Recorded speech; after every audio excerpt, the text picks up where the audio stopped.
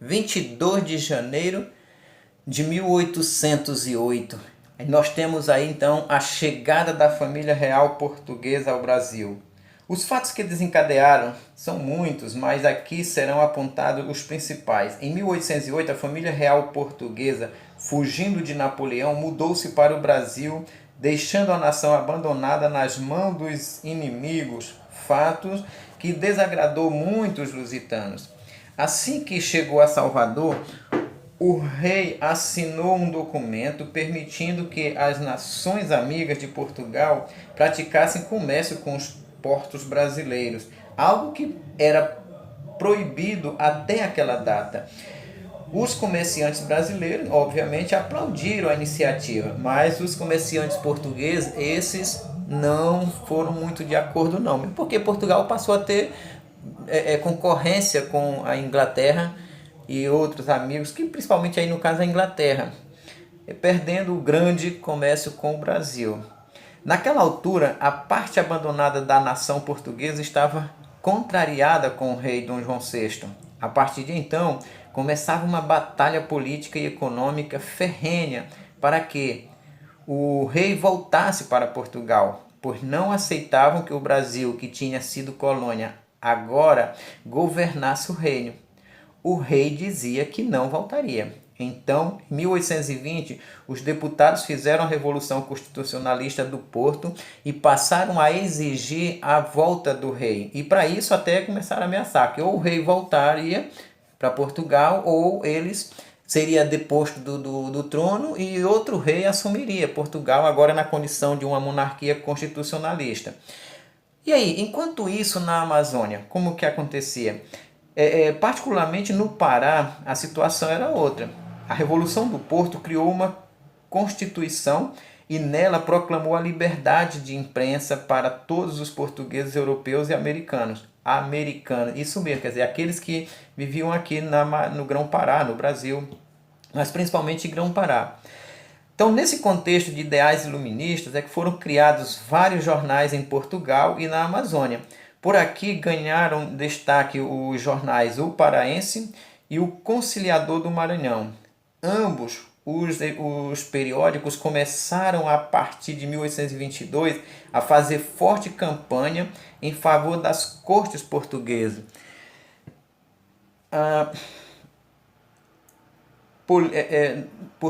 Pois os intelectuais, políticos e comerciantes nascidos na Amazônia acreditavam que os deputados de Portugal queriam o melhor para a região. Em 1º de janeiro de 1821, o Pará reconheceu a Constituição dos Deputados Lusitanos. Naquele momento, os jornais regionais diziam não à independência do Brasil.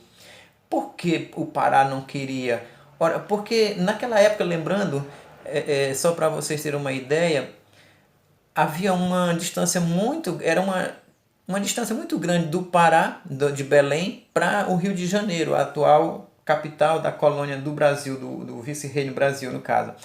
Então, durante esse período, o Pará ficou isolado, durante o período que a família real portuguesa esteve no Brasil, obviamente.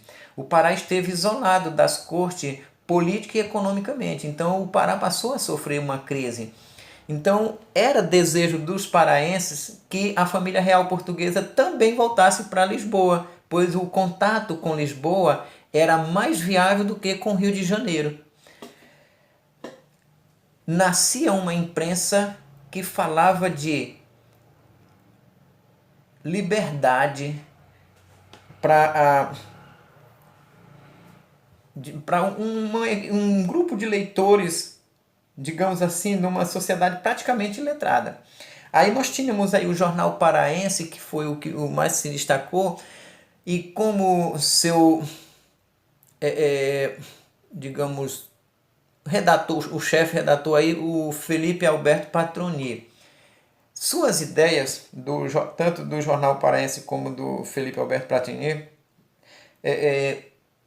ideias de liberdade começaram a incomodar os donos do poder no Pará.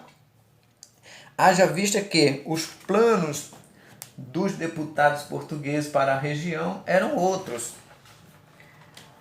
Dom João VI não aguentou a pressão, obviamente, porque se ele não voltasse para Portugal ele ia perder o trono, e ele não era besta mesmo. Então ele regressou para Portugal. De volta para Lisboa, ele acaba descobrindo que os deputados da Amazônia, no caso formou-se uma assembleia aqui na Amazônia, aliás, Dom João VI não, os deputados na Amazônia descobriram que os deputados de Portugal só queriam ajuda política da região para forçar o rei a voltar para Lisboa. Agora que o rei voltou, tchau. Começa logo a partir daí o fechamento dos jornais aqui no Grão-Pará, a censura, a prisão dos responsáveis por esses jornais. Tanto que o Felipe Alberto Patroni foi expulso de Belém e teve que ir de volta para Portugal. Os deputados eleitos foram também impedidos de assumir, porque oficializou-se um golpe militar no dia 1º de março de 1823. O Felipe Alberto Patroni foi expulso de Belém, tendo que viver obrigado em Portugal, sufocando seus sonhos de liberdade para a província do Pará. Os ideais de liberdade foram sufocados, mas não morreram. Naquele ano de 1823, as lutas tornaram-se mais intensas. Os defensores da liberdade foram presos, vários deportados e outros condenados à morte.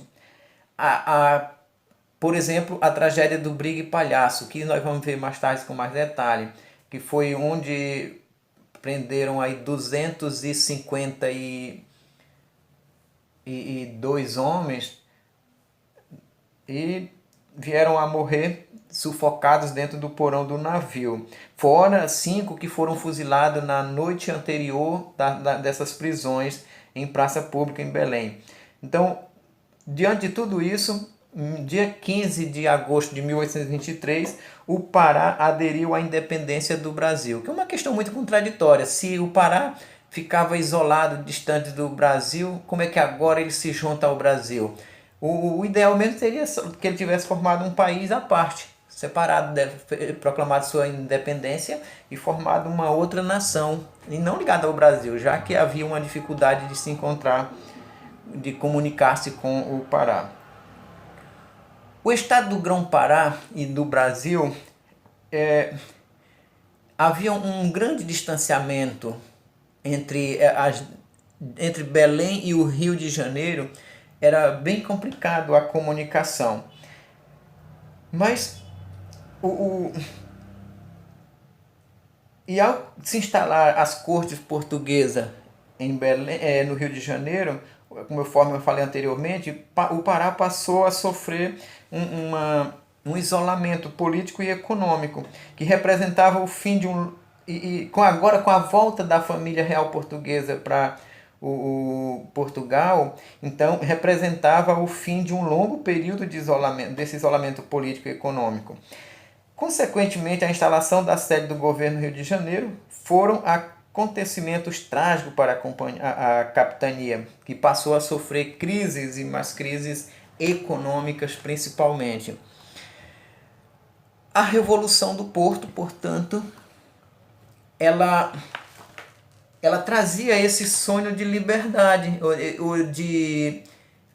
o fim de atraso econômico, o fim de crises políticas. Por isso que o Pará aderiu a essa revolução. Só que, conforme nós já vimos anteriormente, eles descobriram, após a retornada do rei para Portugal, que não era o que os deputados de Portugal pensavam sobre Belém, né?